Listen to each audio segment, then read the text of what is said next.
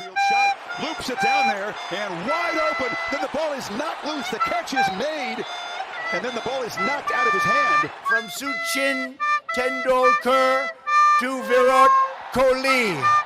You are lifting weights? Correct. Does it not look like it? Oh, the ball is free. Scooped up by Stroud. Circles, throws, complete on a busted play. Hutchinson. It's Justin Herbert. Hey, Buzz Lightyear. I love this shit. I'm gonna smile all day. Hey, cause it's fun when I whoop a man's ass.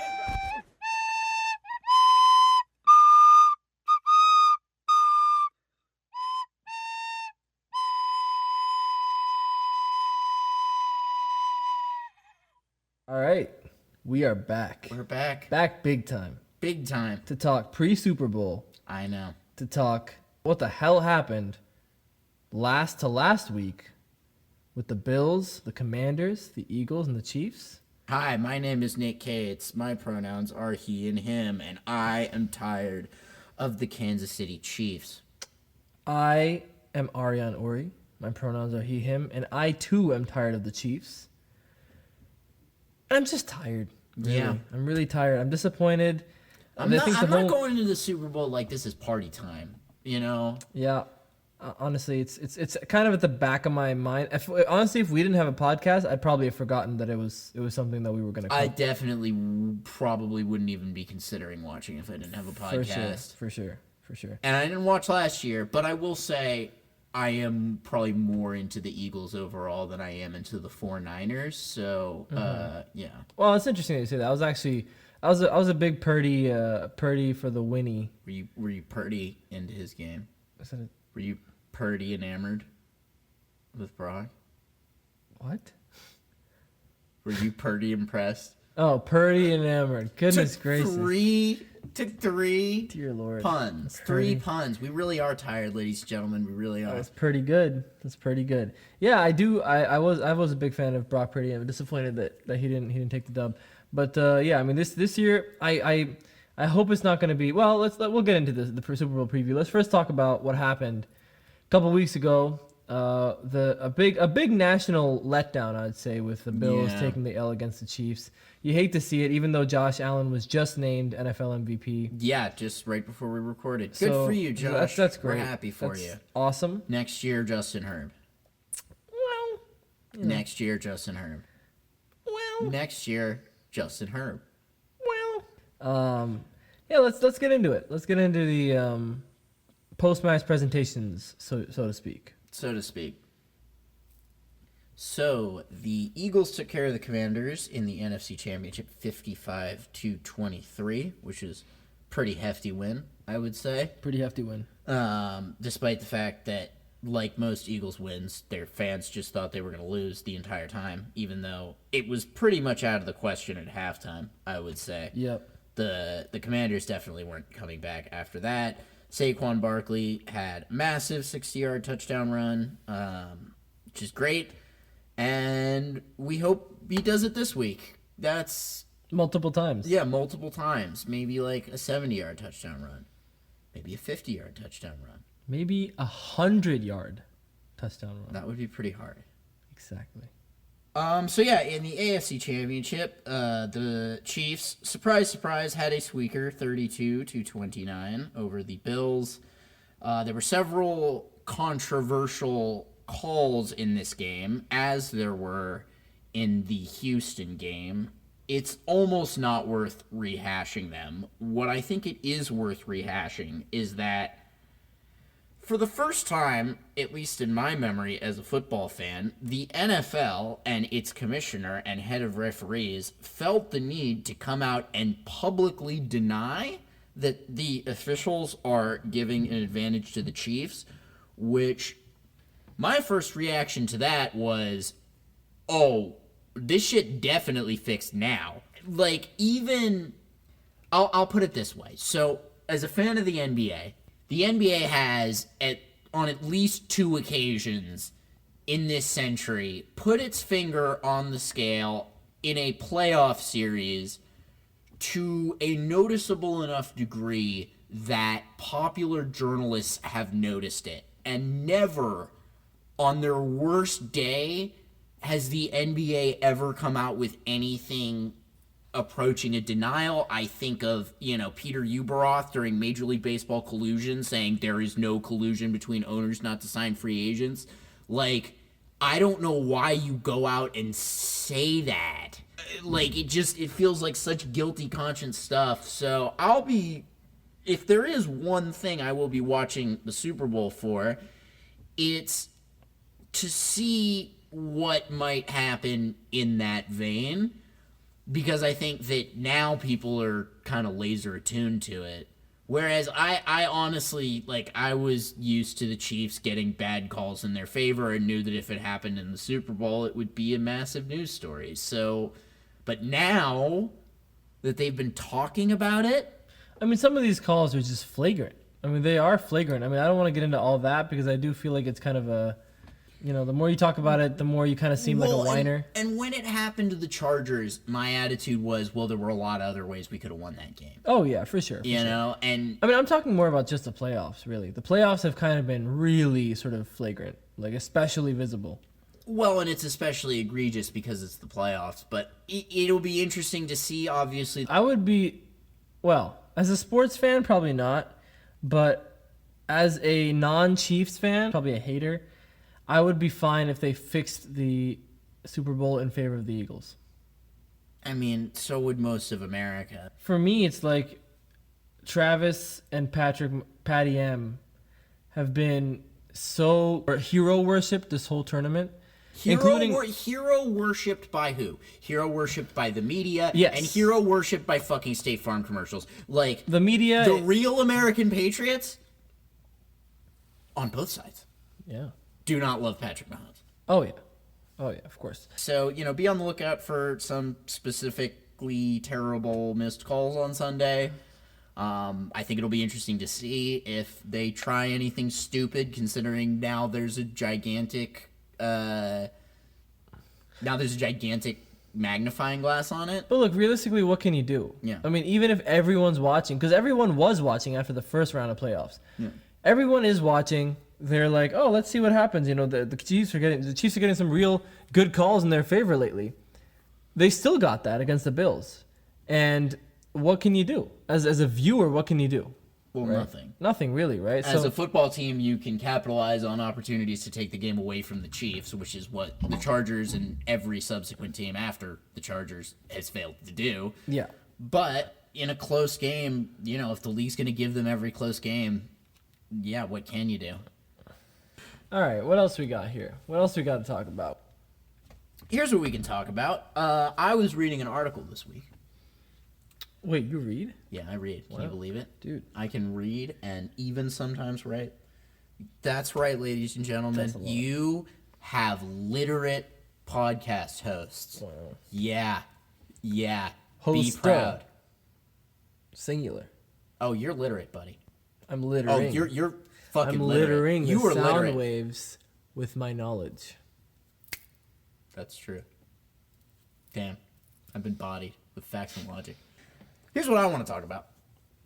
We have some potentially big stuff coming from the Chargers in NFL free agency. The Chargers have $55 million in cap space effectively next year, which is good. We can clear a little bit more if we cut Joey Bosa, which may or may not happen. But that amount of money will put us in the running to be able to sign, as you mentioned first several podcasts ago, Mr. T. Higgins. Yes. The rumor that I was reading about is that the two of the likeliest frontrunners for the signature of Mr. T. Higgins will be the Patriots and the Chargers. So we have the Nick Bowl rematerializing an off-season free agency, which I'm obviously... I'm very happy either way. I'd like to read off the unrestricted free agents. Let's go for it. Let me tell you some of the big names on the UFA list here for the Chargers. We got J.K. Dobbins. We got Taylor Heineke. We got Khalil Mack. Tony Jefferson, of course. We've got Joshua Palmer. we've got Asante Samuel Jr., breaks my heart, J.K. Scott, and Easton Stick. Well, I can tell you only one of those two backup quarterbacks is worth re-signing. Longtime listeners and viewers of the Chargers will know which one that is. Yeah.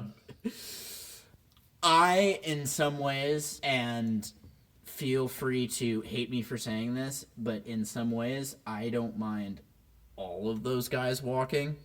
A lot of them, like, I would like to see Asante come back, but the stinger symptoms are still a long-term concern. That's a nerve injury. It's nasty. But if he can keep playing football, I'd want him back on the Chargers for sure.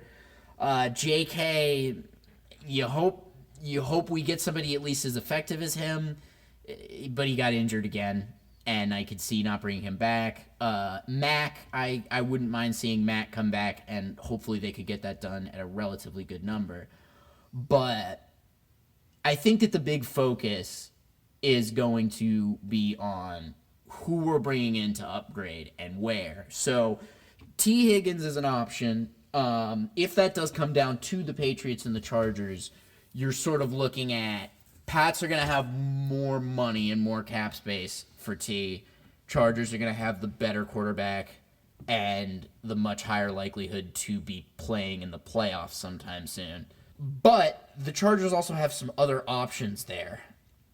Tyreek Hill, as I mentioned, could come available, although that's not looking. It's looking more and more like he's going to stay in Miami. I've also heard DK Metcalf could potentially be looking at a trade out of Seattle, and I really like that for the Chargers in some ways, maybe even more than T, because you got a guy with a ton of straight line speed. Yeah.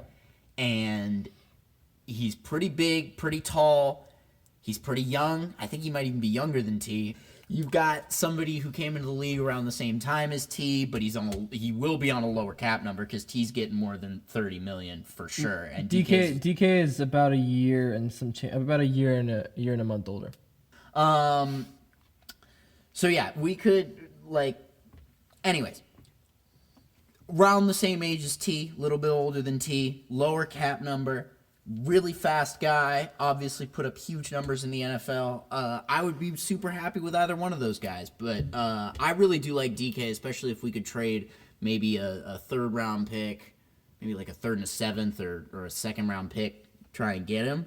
I think that would be really a fantastic deal for the Chargers.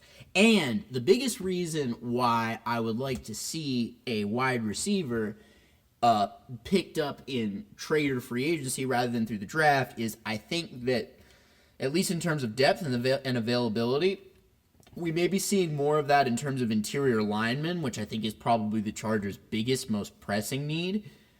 I think we're going to see maybe a little more availability in terms of those types of prospects in the draft, so we can use potentially, number one picks on solidifying the trenches and beating the Chiefs where the Chiefs like to beat you in the trenches. Yeah. Any other transfer buzz, free agency you want to talk about? Well, there's one more story I'd like to cover, which I thought was really interesting. I don't think that we've gotten a chance to touch on this one. The Raiders have hired a new head coach. And it came, at least to me, I don't know about you, Ariane, but at least to me it came as quite a surprise that Raiders have hired Pete Carroll as their head coach. Now, for those of you who don't know sort of Pete Carroll, his history, his reputation, he was the head coach of the Patriots in the 90s. He was the last head coach before Belichick, I believe. Then he went to USC, won a national championship or two there, I can't remember. And then he went to the Seahawks, created the Legion of Boom.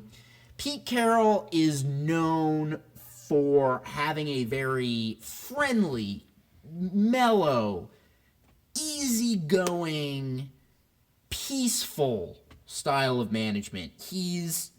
Doesn't really feel like a yeller. He doesn't castigate his players. He's a positive reinforcement type guy, which I just found very interesting on account of the fact that the Raiders' entire brand is just basic petty criminality.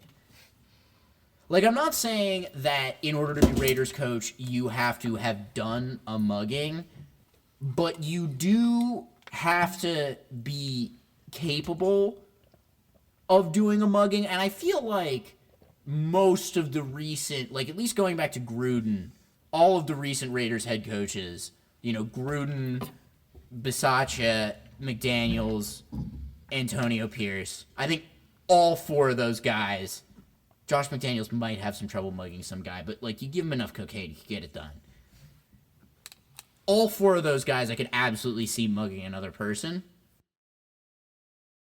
Carroll looked like he's showing up for the fucking early bird special at the retirement community. Like, Pete Carroll is not mugging anybody.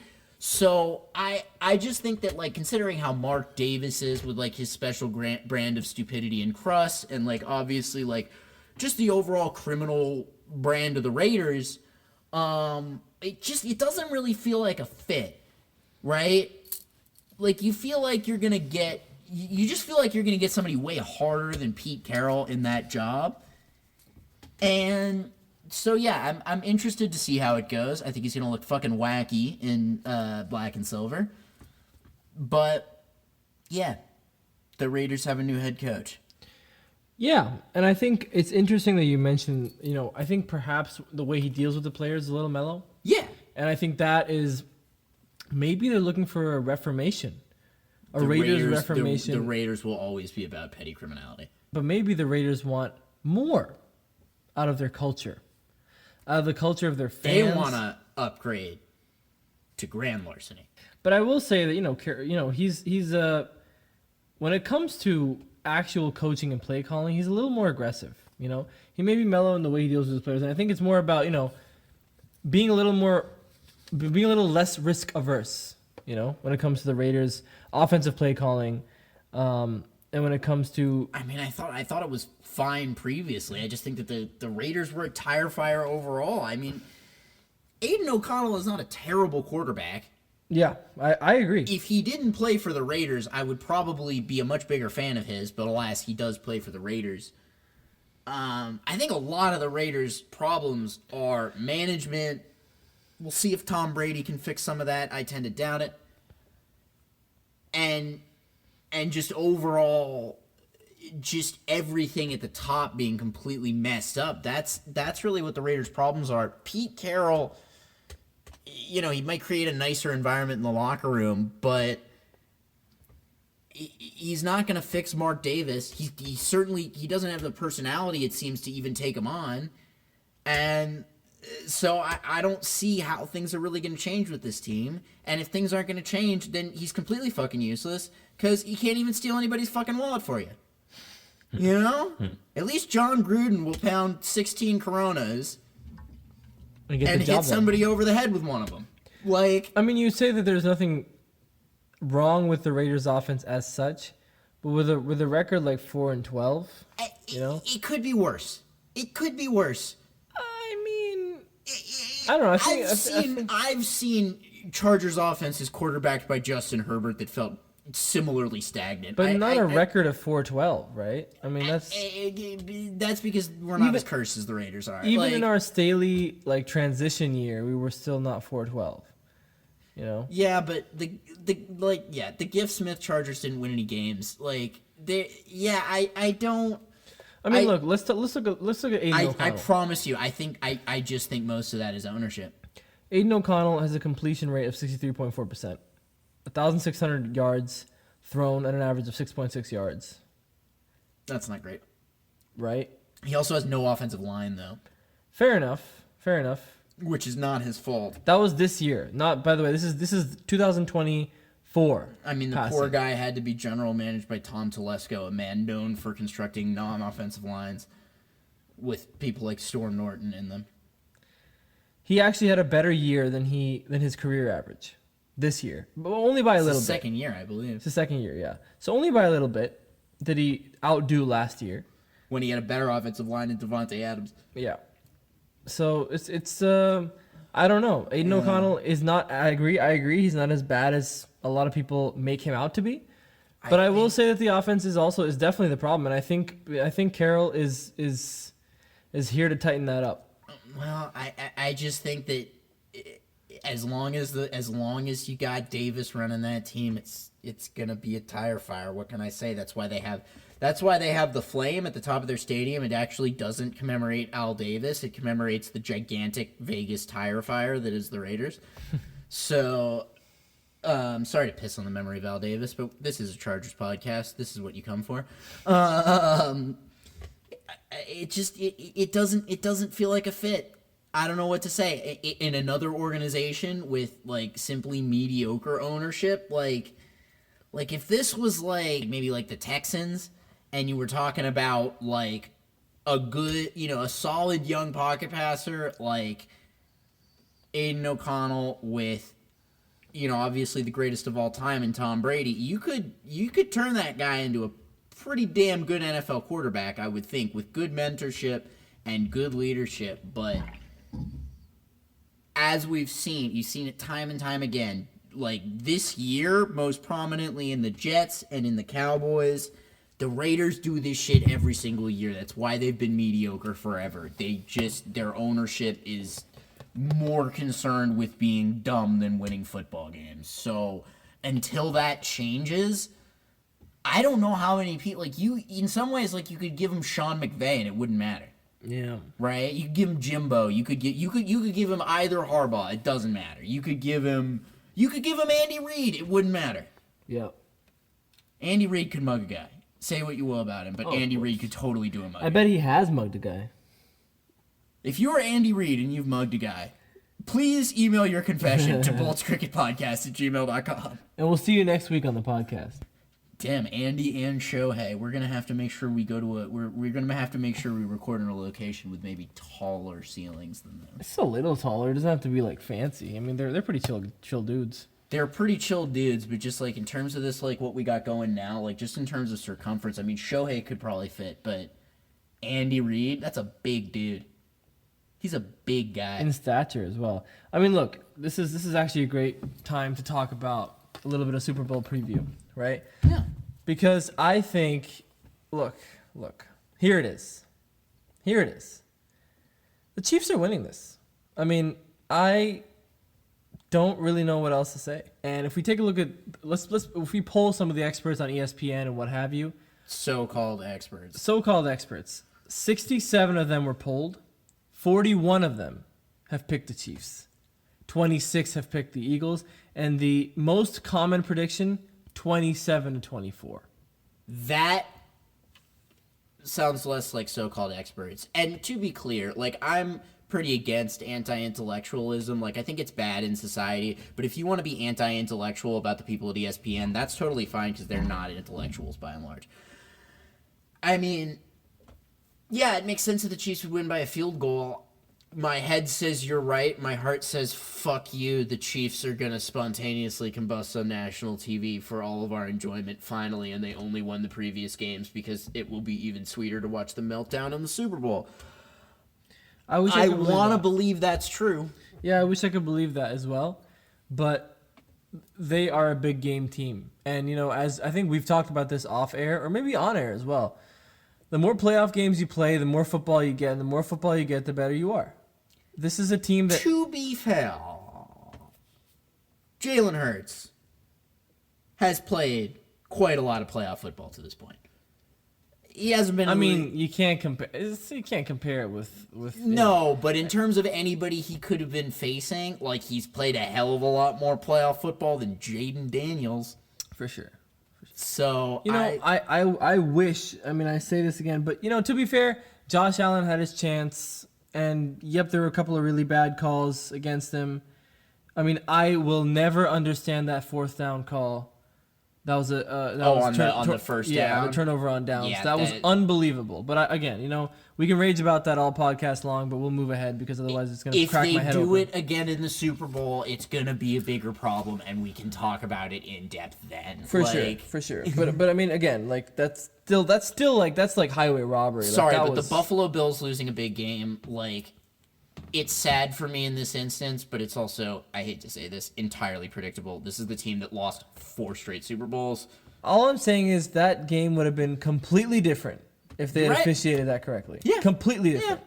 So unfortunately, I was gonna be like, Josh Allen had his chance. He couldn't hack it against Mahomes, so that's that. But look, these inch by inch calls, these are what make or break the game. I think that if it happens against the Eagles, it's going to be a lot more obvious because I also just think the Eagles are a lot more. I think they're more talented on both sides of the ball than the Bills are. I think that the Bills, James Cook is great. He's a great young player. He's a really good young running back, but he's not Saquon Barkley.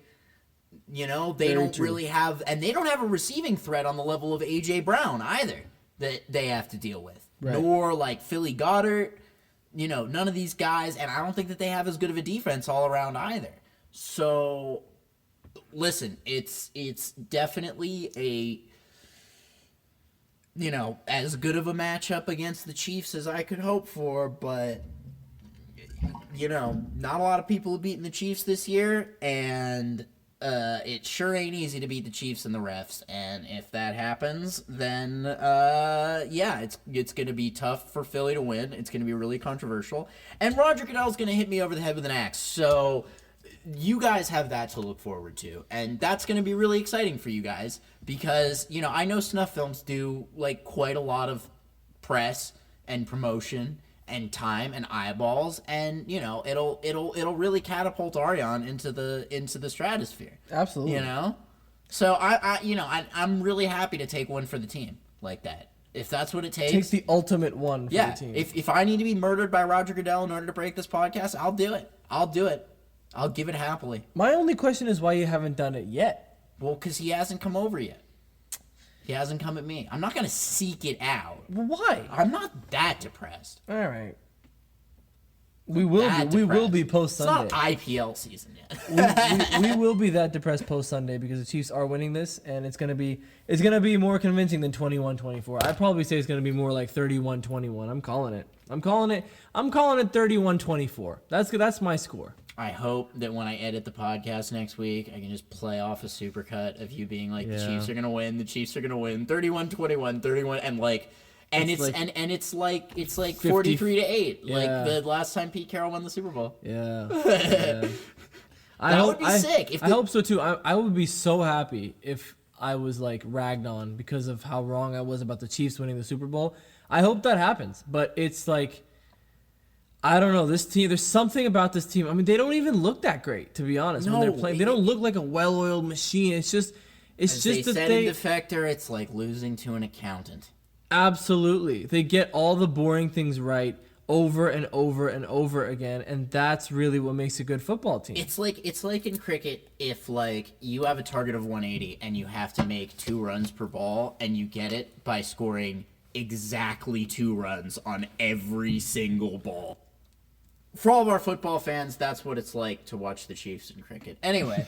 Did you want to call a Super Bowl, or are you happy with my call? Yeah, I'm happy about it because the call that I have in my head, I don't want to speak into existence. The Eagles are going to win 55-13. That's another call. That's another way to do it. They scored 55 points in the last game. Yeah. So who's to stop them from doing it? Well, plenty of people. But all right. Well, Super Bowl previewed to a small extent. I mean, really, the game will speak for itself, and we're gonna have a pretty decent dissection of the Super Bowl next week. So tune in. But apart from that, I think there's one piece of ball sport news that we do have to touch on. This is a biggie. This is a huge. Because everybody in the world has to touch on this. Yes, of course. In fact, should we be those guys that don't touch on it just to be different? No, because I want to talk about why it actually happened. Let her rip. So, bless you. There was a really bad trade this week. Luka Doncic, fat guy and basketball extraordinaire, for our cricket fans. Imagine if Raheem Cornwall was as good as Hardik Pandya, and that's about Luka Doncic, right?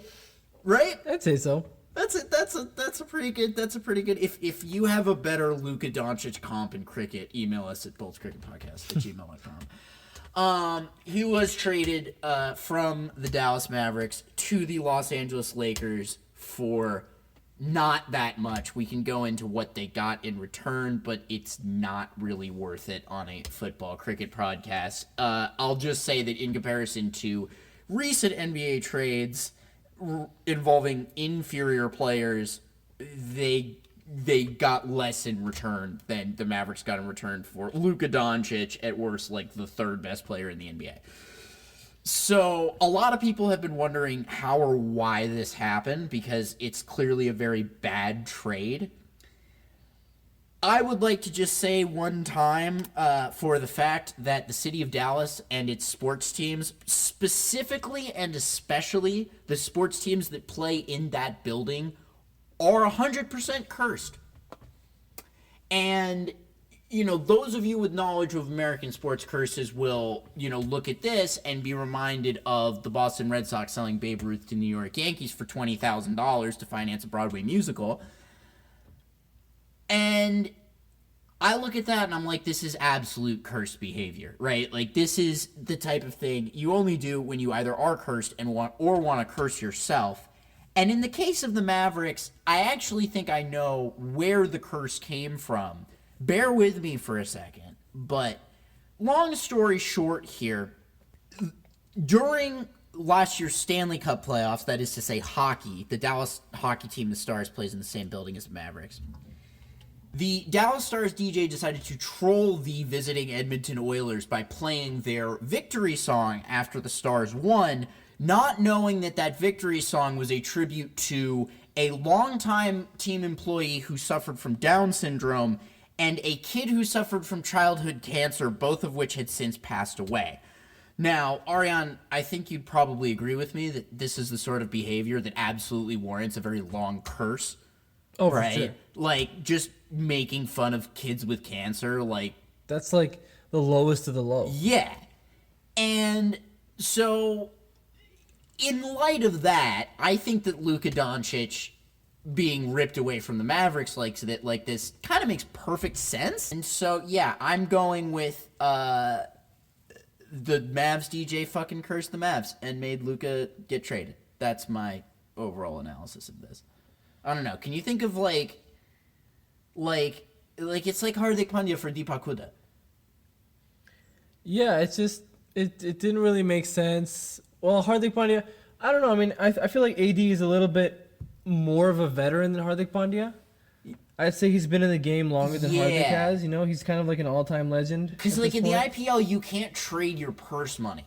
Yeah. Like it's like if like players in the IPL like imagine. What's funny is that these two, Hardik Pandya and Anthony Davis, are almost exactly the same age. That's amazing. They're separated by literally like 7 months. And they both have what would be described as an all-around skill set. Exactly. You know what? That's actually a perfect comp. It's a perfect comp. Except that there's one really key difference between Hardik Pandya and Anthony Davis, which is that Hardik Pandya is not made of literal fucking glass. Exactly. Yes. Sorry, I don't mean to laugh at your injuries, AD. I do actually love you, but goddamn, man. Like, holy crap. Maybe, possibly the greatest of all time if you weren't low-key made of glass. Yeah. But yeah, this was a big time shocker for everybody. And yeah, we'll have to see how it works out. As this podcast resident Boston Celtics fan, I hope that Luka Doncic walks in a year and a half when he's a free agent, and all the Laker fans have to cope and see it. I hope that doesn't happen. Why? I like the Lakers. Why? Why do I like the Lakers? Why do you like the Chargers? Well, why do you like the Lakers? I guess you did move in here from out of town, so like 90% of the fan base is people who did that. Exactly. So. Yeah. I mean, what am I gonna support? The Nets. Get real. God. What, you don't like Vince Carter and Jason Kidd? Jesus. Come on, dude. It's the Knicks or the Nets, right? And I ain't going there. I'm not going to the East Coast for my basketball team. You don't like Patrick Ewing? I would rather support the Jets than the Knicks. That's like I would rather, and this self-loathing. This is a big statement to say on my self-loathing. This is a big statement to say on the Bolts podcast that I co-founded. but I would much rather support the Jets and sacrifice the Chargers. And sacrifice the Chargers and root for the Knicks, who are empirically more successful in their history, way more so than the Jets. History, yes. Dude, you need to check your self-loathing at the door. You and Heidi Gardner need to chill out. If I check my self-loathing at the door, what would come of this podcast? You tell me. A lot of personal growth on your part. Ew. People don't tune in to watch personal growth. They tune in to watch us massacre ourselves. Right, that's true. They tune in to watch us be insane. Exactly. And we're doing a great job. You can be self-loathing, but only on this podcast. Done. Chitch. Full circle. He did it. All right. Let's stick and ball it up. Let's stick and ball it up. But after this message. There's only one network America subscribes to fulfill all of its cricketing needs. That is none other than Willow TV. Whether it be domestic tournaments like the IPL, SA20, Big Bash, and many, many more, or international tournaments ranging all across the world, there's none other and nothing better than Willow TV. Willow TV. Subscribe now for sheer comfort and long life. Woo! All right, so many things to talk about here. Let's start with the India versus England. I mean, we got second T20, third, fourth, fifth, and then we got the first ODI, all played. 5 matches. All played and spoken for. India won the T20 series 4-1. Which? Congratulations.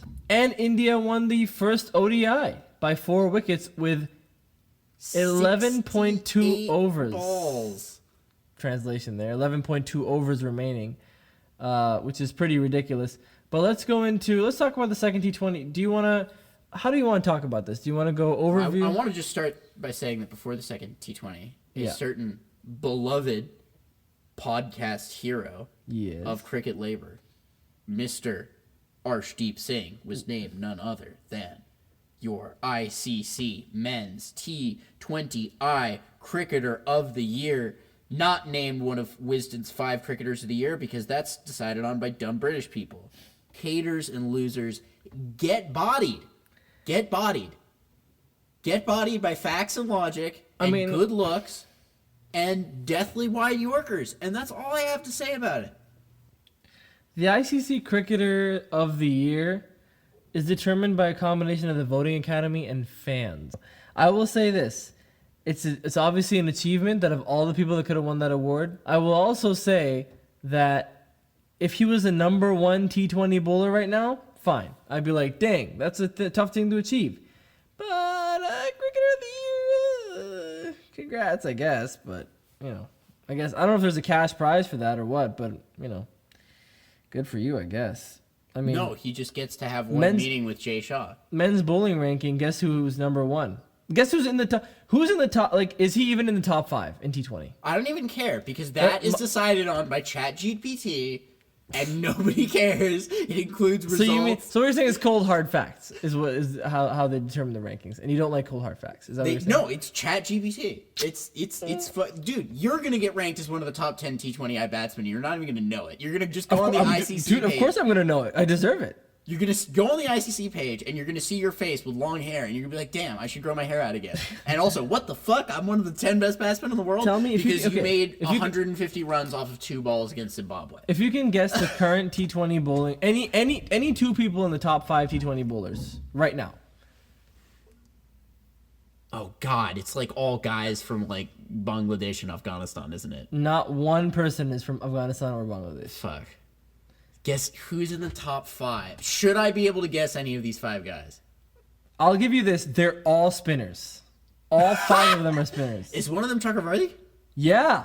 Great stuff. That's one. And considering how he bowled in this series, I had to think that if those are at all up to date, he's got to be. They're all spinners. So he's number 3, and is Rashid in there? He's the only Indian. Which Rashid? Khan.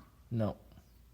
But he might be in the all-rounder rankings. That's but there is a Rashid. Adil Rashid. Yes, you got both of them. Great stuff. Number 1, you're never gonna guess number 1 because I would have never guessed that either. Is it also from a minor nation? Yeah. Okay. So and it's minor now. Before it wasn't, but now it is. Is it WI? Yep. Akil Hossein? Yeah. What the hell? That's insane that you He's got like the only guy from WI who got picked in the IPL. So there's like Yeah. 3 guys overall. And he's like the only one who's a spinner. So yeah, He's and he played for my Sydney Sixers. There you go. He's number 1. The 4th and 5th are Hasaranga and Zampa. Zampa is kind of surprising, but you know But what? you gotta keep Zampa on the list because he wears number 420 in Major League Cricket, and that's how we know that he's cool. Oh, Nick. All right, so let's take a look at the leading run scorers in this series, the T20 series, right? I feel like it was one characterized by not a ton of amazing batting performances until the last match. You think so? Yeah. I think Abhishek Sharma was pretty damn consistent. I don't know, man. He made 145 runs in the last match. How many did he make total? 135 he made in the last match, and then the other 4 he scored another 145. Oh, wow. Yep. His average Why was did I think 50. he was oh, no. I was confusing him with the captain, who made a total of like 6 runs in the entire series. Correct. How do you confuse him with that? Because Surya Kumar Yadav. Because I was looking at a lot of the scorecards. I forgot to tune in the morning, man. I was a bad cricket co-host. So I think overall, Hardik Pandya, Tilak Varma, and Abhishek Sharma were the pick of the batters. Joss Butler is pretty much the sole batter, and even his the average. only Englishman who can bat in India. And his average was only 29.2, with a highest score of 68, which means Which in is 5 not great innings for Joss Butler. in 5 innings he scored 146, one of which he scored 68. So that puts the rest to 32 plus 46, which is it's not good. It's not great. Averaging like 20 for 18. your best batsman. That's not good. Yeah, England kind of struggled with the bat. Even the one T20 that they did win, they scored 171, which is not bad, obviously. Not a but great score on a wicket in India though. absolutely not. Yeah, I mean, to be fair, India couldn't chase it. 145 for 9 is what they responded with. But Ben Duckett in that inning scored 51 off 28. Joss Butler 24 off 22, and Liam Livingston 43 off 24. It's funny because usually saying "fuck it, let's pick Ben Duckett" doesn't work out I'm really pissed about the fact that doesn't work. because it rhymes. Yeah, it's a great way to live your life. I mean, usually he makes like 2 runs. That's why it's "fuck it." You know what? If your name is Duck It and you're batting, Yeah, you're already kind of cursed, right? that's true. But I just bowl him short balls on every single ball. I'd Hey, say, Duckett, you want to? Duck it? yeah, that's good. That's good. I will say that Surya Kumar Yadav has not been firing at all with the bat, but I mean, look, he's kind of, I mean, he 4-1 the T20 series, so that bodes well for Surya Hardik would have Kumar. 5-0'd it. I agree, but Would have 5-0'd it. it's still Surya Kumar would have made more runs because he wouldn't have had all the captaincy stuff to think about. I agree, but it still bodes well for his captaincy to go 4-1 against a formidable team like England. Big man Brohit is back captaining the ODI series, and he's demolished the English. Which is good. You love to see it. Kohli did not play. Interesting. Virat Kohli was not picked, not because of anything else, but because he had knee problems. He's been playing the Ranji Trophy. Knee problems. Knee problems. He's been playing the Ranji Trophy, and he hasn't been doing very well. I think the test. Look, I don't want to say what I want to say. So let's just leave it at that. But the ODI was quite interesting. I mean, getting England all out for 248. In Nagpur. Great. Stand out. Arshdeep wasn't playing. Yeah, he wasn't playing. Yeah. He hasn't been playing. He didn't play a lot in the back half of the T20I series either. Arshdeep Singh didn't play the first ODI, and there was no reason given for that. They're just starting with with Harshit Rana, as opposed to. Harshit bowled pretty well though, no? I mean, he was a little expensive. You hate to see it, and Took 3 wickets. he took 3 wickets, which is good. But look, you're giving 53 runs with 1 maiden, Yeah. so you're giving 53 runs in 6 overs, which is an economy of almost 9. And the thing is, 7 overs is almost 8. Well, no, but the thing is, he bowled 1 maiden. Oh. So in 6 overs, he gave Yeah. 53 runs. Yeah. So what I'm saying is, he was at KKR, and we had this problem with him. He was kind of a volatile bowler. Yeah. He was bowling for every 4 good balls he bowled, he would bowl 2 bad balls. But the thing is, the 4 good balls were spectacular deliveries. Yeah. Right. He's the kind of guy that you do fear to face. Yeah. For sure. But it's rough. It's rough. As much as I dislike Arshdeep Singh, I think leaving him out is crazy. I think it's insane. He's an accurate bowler. Yeah. He's very good with the new ball, very good at the death. Yeah. Obviously, it's not the same as T20, but he's very accurate, and he can bowl in longer formats. He fucking sat through the county championship a couple of years ago. Godspeed, brother. What I don't understand is why Rohit Sharma and KL Rahul are still playing. Why is KL Rahul playing?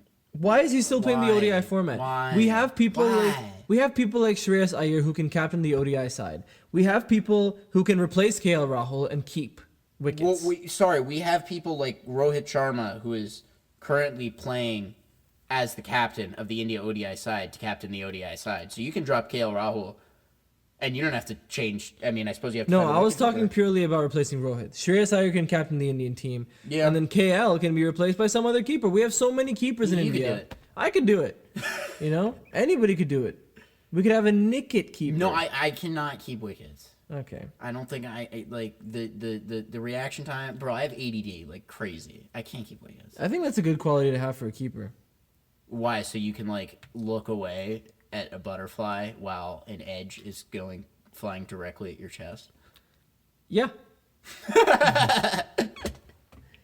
But it was a good outing for Shubman Gill, 87 off 96. Shreyas Not Iyer. great for your agenda though.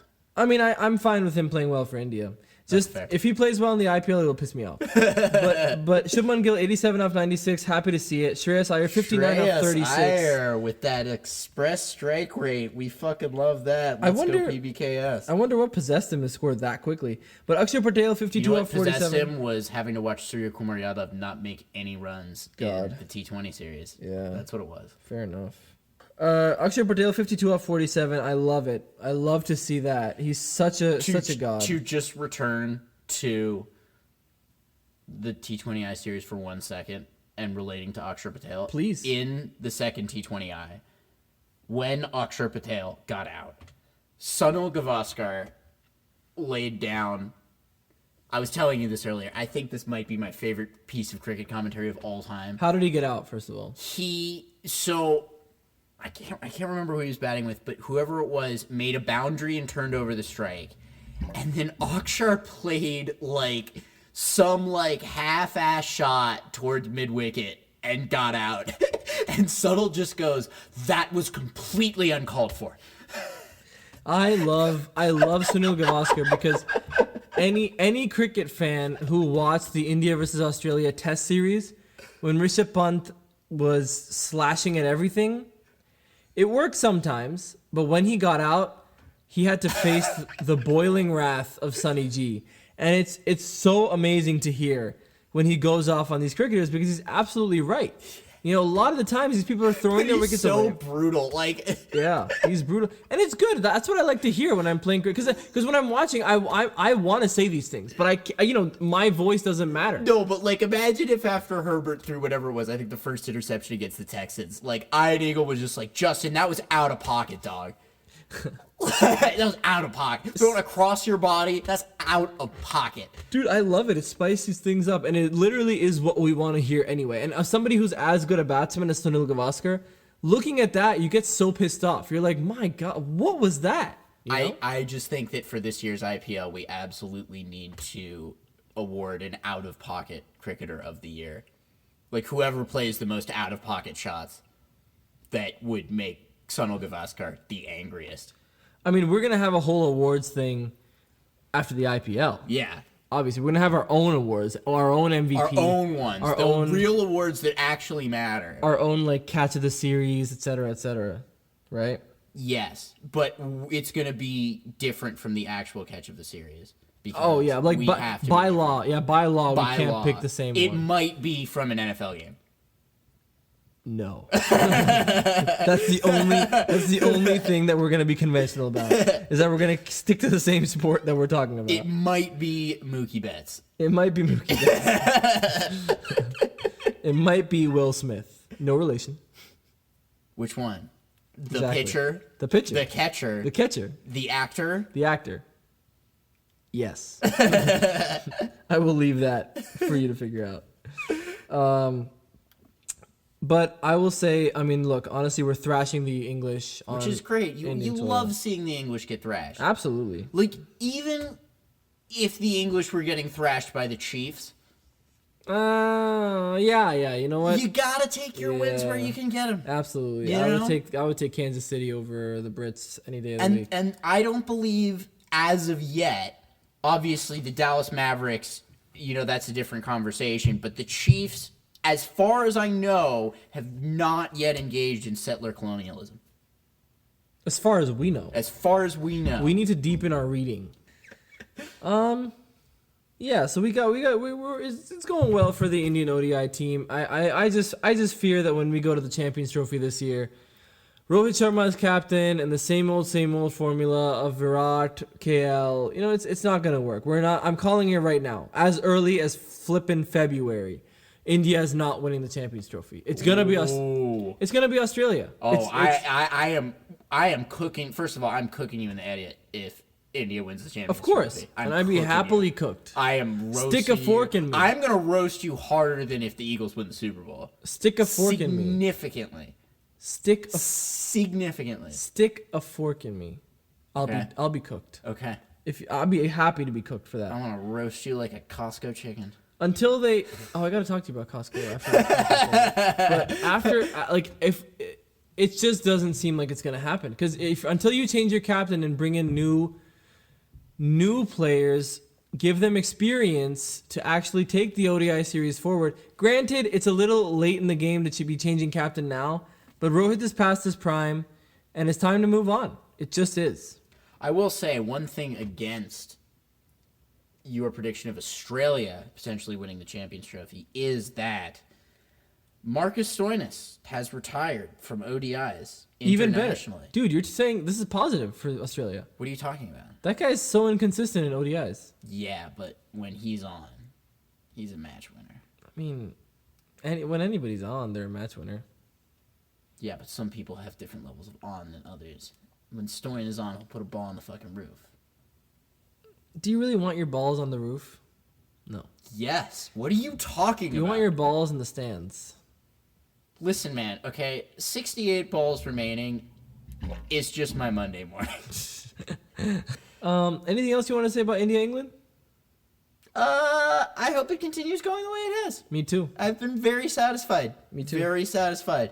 Last couple games coming up. Sunday, February 9th. Eastern India time? India time. And Eastern. Well, India is India in the East. India time is going to be 12:30 p.m. Yep. Eastern time is going to be 3 a.m. And Pacific is going to be 12 a.m. Yeah. at night on Sunday. Yeah, we gonna watch that at the club. And then Wednesday, February 12th, 12 a.m. Pacific is going to be India versus England final ODI. Okay.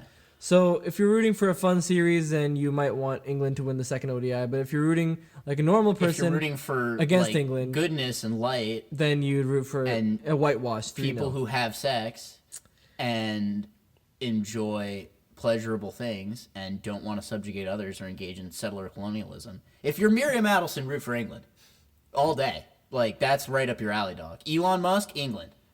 All right. One final thing I wanted to discuss. SA20. I was going to say, has anything happened in that? Yeah. I was watching it. We're all the way up to the finals. So before we get into SA20, a SA20 adjacent piece of news, which is I have upgraded my Willow TV subscription to be integrated with my cable TV subscription. So I got to watch this without opening 2 extra apps. And I'm very proud of myself. And I used it to watch the SA20. And the SA20 was fun. It was cool. I can't remember. I feel like it was maybe Pretoria Capitals against. I don't think it was Derwin Supergiants. I can't remember. It was fun. I feel like I remember Heinrich Klaassen making like 2 runs and me being like, "That's funny." Yeah. The final is going to be Mumbai Indians Cape Town against the Sunrisers Eastern Cape. Hopefully not a preview of the IPL final. At least one half. I mean, Sunrisers, once again, defending champions. They know their way around this tournament.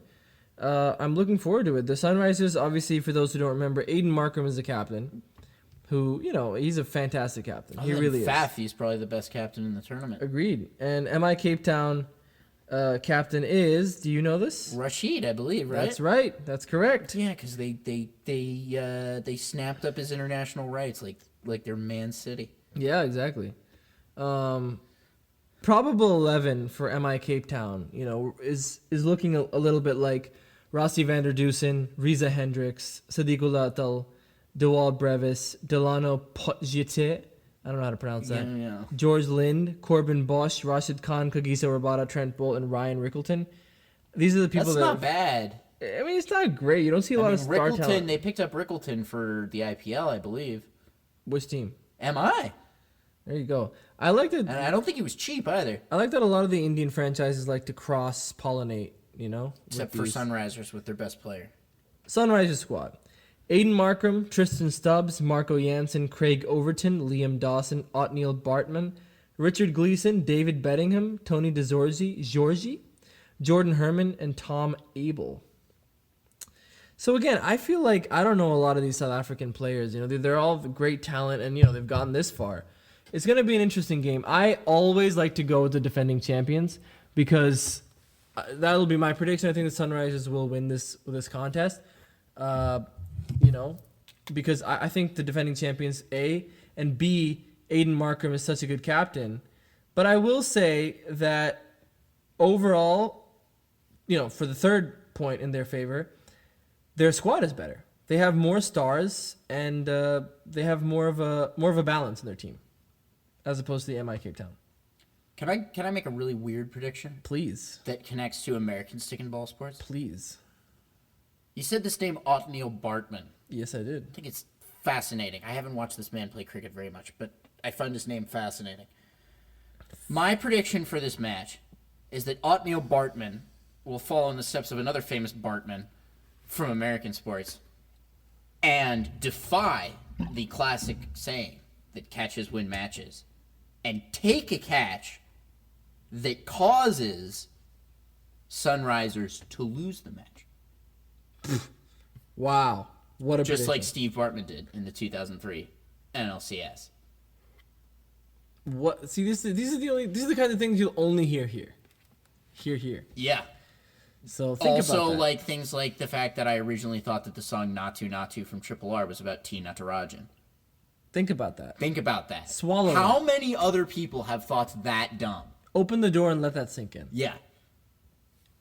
I want to mention that the MI Cape Town, their last 3 games, they've scored, with the bat, they've scored 222, they've scored 201 and 199, respectively. And each of those three games, when they scored 222, they won by 27 runs. When they scored 201, they won by 95 runs. And when they scored 199, they won by 39 runs. And these are setting the total, not chasing the total. Correct. All 3. So they like to defend, first of all. Secondly, they're good at it. But here's the key. The last time the Sunrisers Eastern Cape played MI Cape Town, what happened? MI Cape Town won by 10 wickets with 9 overs to spare. Yikes. They cooked him. So They cooked him. this can go That's anywhere. almost 68 balls Yep. in a T20. Yep. Now the Sunrisers Eastern Cape had a pretty bad end of the league match phase for the most part. Their batting wasn't firing. They lost to MI Cape Town by 10 wickets. They kind of they were teetering on the brink of being really bad. They lost to the Joburg Super Kings by 9 wickets with 6 overs remaining. Wasn't great. But in the playoffs, they've been demolishing. They played the Joburg Super Kings in a rematch. They won by 32 runs. They played the Parle Royals. They won by 8 wickets with 4 balls left. So they are on a tier. MI as well. So it's pretty evenly poised, and I'm looking forward to it. I'm calling it in favor of Aiden Markram because he's just somebody that you can bet on. Just like Okay. MRF ZLX for sheer comfort and long life. Watch you go 0 for 3. Eagles win the Super Bowl. India wins the Champions Trophy. And MI Cape Town wins the SA20. I love to commit because I feel like, because if I'm right on all 3, think about what a god I become. And I'm completely non-committal because I'm a coward. I'm a. You know who else? I'm not a pacifist. I'm a coward. Thank you, Eric Idle. That's pretty much all I have to say about stick and ball. Yeah, I'm pretty good on that too. I'm satisfied. I hope America survives another week so we can have another podcast. I hope we survive whatever the outcome of the Super Bowl is. Yeah, that too. I am going to be, just like most Americans, I think, acquiescing and begrudgingly watching the Super Bowl and hoping to God that my boy Jalen Hurts comes up with the win and flips my script and beats them 31-24. There we go. Well, also, like most of America, I think you're going to be spending this weekend very excited. Here we go. Why is that? Tell me why.